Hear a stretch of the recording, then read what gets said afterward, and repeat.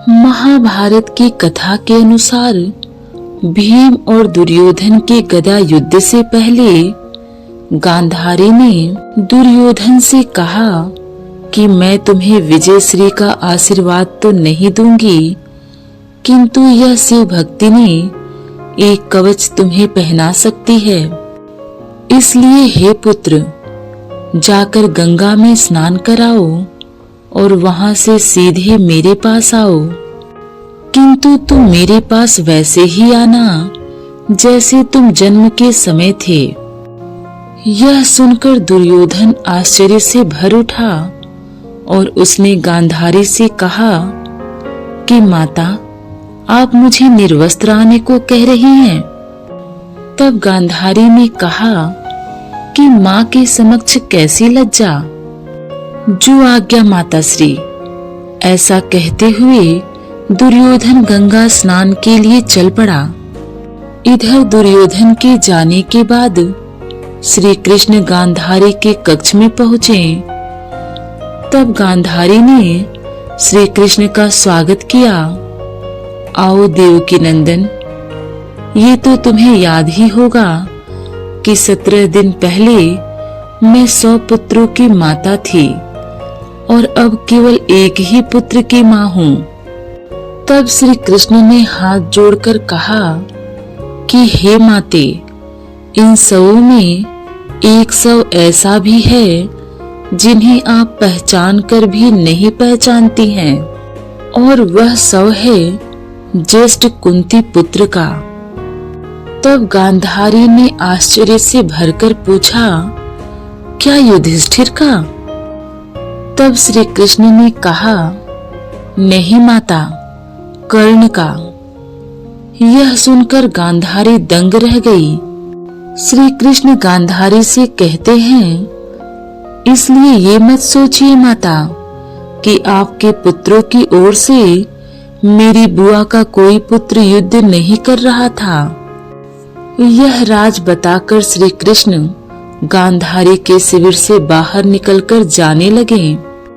तब रास्ते में दुर्योधन नग्न अवस्था में अपनी माता के शिविर में जाता हुआ श्री कृष्ण को दिखाई दिया।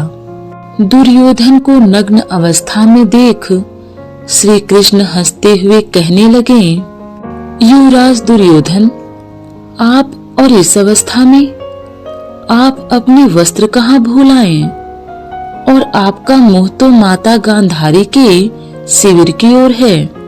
यह सुनकर दुर्योधन सकपका गया।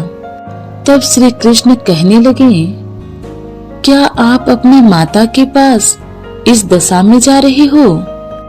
तब दुर्योधन ने कहा कि माता श्री का यही आदेश था। तब श्री कृष्ण कहते हैं, किंतु वो आपकी माता हैं, उन्होंने अनेक बार आपको गोदी में लिया होगा। आप तो पुत्र हो, लेकिन अब एक वयस्क पुत्र हो, और कोई वयस्क अपनी माता के सामने पूर्ण नग्न नहीं जाता युवराज। भरत वंश की ये परंपरा नहीं है। फिर श्री कृष्ण हंसते हुए कहते हैं, किंतु तुमने तो भरत वंश की परंपरा का पालन करना कब का छोड़ दिया। जाओ जाओ, माता को प्रतीक्षा नहीं करवाना चाहिए, जाओ। यह कहते हुए श्री कृष्ण हंसते हुए वहां से चले गए। तब दुर्योधन सोच में पड़ गया और फिर वह अपने गुप्तांगों पर केले के पत्ते लपेटकर माता गांधारी के समक्ष उपस्थित हुआ। मैं स्नान करके आ गया माताश्री। तब गांधारी ने कहा, मैं क्षण भर के लिए अपनी आंखों पर से ये पट्टी खोलने जा रही हूँ।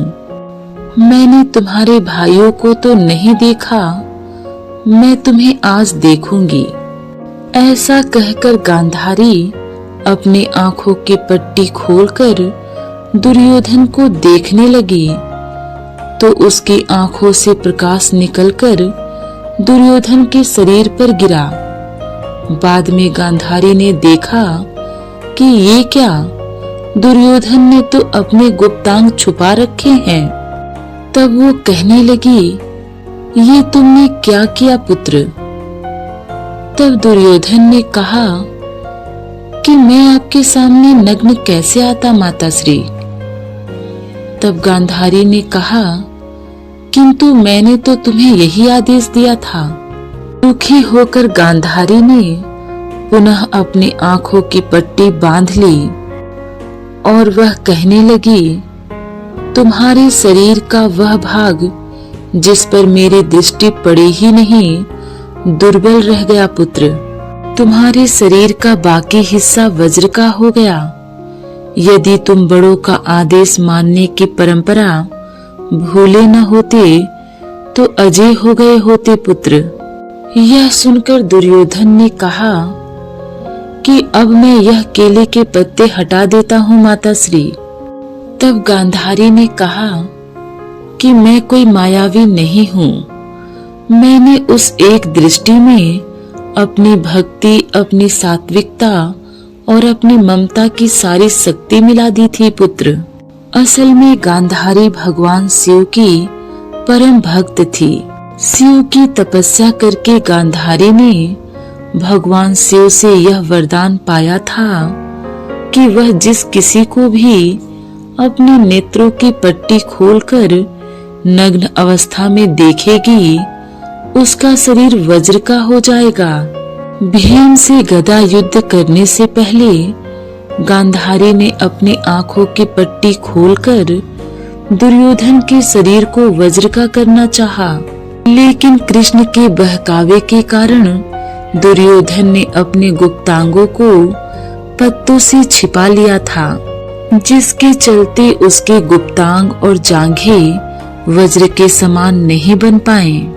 तब दुर्योधन ने कहा कि आप चिंता न करें माताश्री, मैं कल भीम के साथ गदा युद्ध करूंगा और गदा युद्ध के नियम के अनुसार कमर के नीचे प्रहार करना वर्जित है। श्री कृष्ण तथा अर्जुन ने परस्पर विचार विमर्श किया कि भीम अधिक बलवान है तथा दुर्योधन अधिक कुशल, अतः धर्म युद्ध में दुर्योधन को परास्त करना बहुत कठिन है। भीम ने जुए के खेल में हारने के बाद द्रौपदी के अपमान पर यह प्रतिज्ञा की थी कि मैं गदा मारकर दुर्योधन की दोनों जांघें तोड़ डालूंगा। भीम के देखने पर श्री कृष्ण ने अपनी बाईं जांघ को ठोका। भीम संकेत समझ गए और उन्होंने पैतरा बदलते हुए दुर्योधन की जांघें गदा के प्रहार से तोड़ डाली। दुर्योधन धराशायी हो गया तो भीम ने उसकी गदा ले ली और बाएं पैर से उसका सिर कुचल दिया। तब युधिष्ठिर ने भीम को दुर्योधन पर पद प्रहार करने से रोका। उन्होंने भीम से कहा कि मित्रहीन दुर्योधन अब दया का पात्र है, उपहास का नहीं, जिसके तर्पण के लिए कोई शेष नहीं बचा है।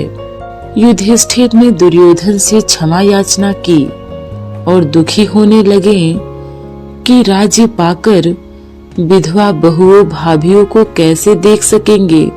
बलराम ने दुर्योधन को अनीति से पराजित होते देखा तो लाल पीले हो उठे तथा बोले, मेरे शिष्य को अन्याय से गिराना मेरा अपमान है। वे अपना हल उठाकर भीमसेन की ओर दौड़े, किंतु श्री कृष्ण ने उन्हें बीच में रोककर बतलाया कि किस प्रकार चीरहरण के समय भीम ने उसकी जंघाएं तोड़ने की शपथ ली थी, किस प्रकार समय समय पर कौरवों ने पांडवों को छला, किस प्रकार अभिमन्यु को अन्याय से मारा गया। यह तो प्रतिशोध मात्र था, किंतु बलराम संतुष्ट नहीं हुए तथा द्वारिका की ओर चल दिए। श्री कृष्ण की बात सुनकर टांगे कटा हुआ दुर्योधन उचक कर धरती पर बैठ गया और बोला, तुम लोगों ने भीष्म, द्रोण, कर्ण, भूरिश्रवा तथा मुझे अधर्म से मारा है। मैं अपनी मृत्यु से दुखी नहीं हूँ। मुझे क्षत्रिय धर्म के अनुसार ही मृत्यु प्राप्त हो रही है। मैं स्वर्ग भोग करूंगा और तुम लोग भग्र मनोरथ होकर सोचनीय जीवन बिताते रहोगे। भीम के पद प्रहार का भी मुझे दुख नहीं, क्योंकि कुछ समय बाद कौवे गिद्ध इस शरीर का उपभोग करेंगे।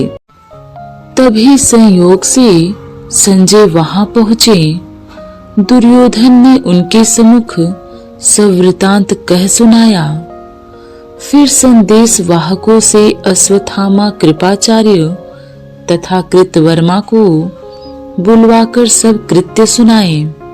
अश्वत्थामा ने क्रुद्ध होकर पांडवों को मार डालने की शपथ ली तथा वहीं पर दुर्योधन ने उन्हें कौरवों के सेनापति पद पर नियुक्त कर दिया। उन तीनों के जाने के उपरांत दुर्योधन उस रात वहीं तड़पता रहा। तीनों महारथी निकटवर्ती गहन जंगल में छिपकर रात व्यतीत करने के लिए चले गए। घोड़ों को पानी इत्यादि पिलाकर वे विश्राम करने लगे। कृपाचार्य तथा कृतवर्मा को नींद आ गई, किंतु अश्वत्थामा को नींद नहीं आई। वह लोग बरगद के एक बड़े वृक्ष के नीचे विश्राम कर रहे थे।